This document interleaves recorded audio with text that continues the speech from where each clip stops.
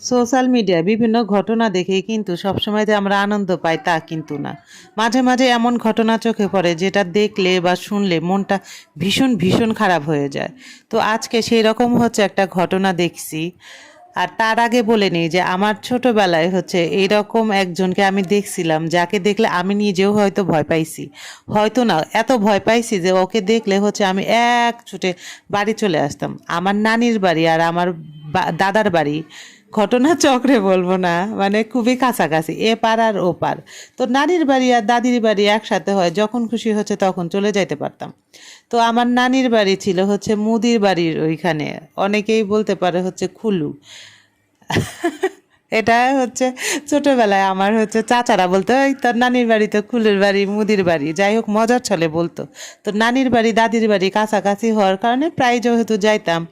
আর ওইখানে একজনের হচ্ছে খুলু বাড়ি বলো আর মুদির বাড়ি বলো, ওদেরও নানির বাড়ি ছিল হচ্ছে আমার নানির বাড়ির পাশে মুদির বাড়ি। তো ওরাও নানির বাড়ি আসতো, তো হঠাৎ হঠাৎ যখন আমি নানির বাড়ি যাইতে নিতাম, ওরাও যখন আসতো, তো তখন দেখতাম ও হচ্ছে বাইরে বাইরে দাঁড়ায় আছে।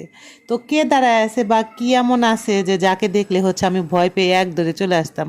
আমি কিন্তু ভীতু বা ভীরু মানুষ না, আমি খুব চঞ্চল ছিলাম। এখন নাই, ঠান্ডা হয়ে গেছি, তবে ছোটবেলায় একদম চঞ্চল ছিলাম। তারপরও কেন যেন ওকে দেখলে ভয় পাইতাম, কিন্তু এখন আর এই বয়সে এসে কিন্তু আমি এরকম মানুষ দেখলে ভয় পাই না। যেরকমটা হচ্ছে আজকে ভিডিওটা দেখে আমি খুব ভালোভাবে হচ্ছে তাকায় তাকায় দেখতাম। আচ্ছা, কি এমন দেখতাম, একদম আমাদের মতো নর্মাল মানুষ, তার পেট থেকে হচ্ছে এরকম একটা বাবু হয়েছে যে একদম ধবধবে ফর্সা, রোদ্রে তাকাইতে পারে না, চোখের পাপড়িগুলাও সাদা, ভ্রুটাও সাদা, চুলও একদম সাদা।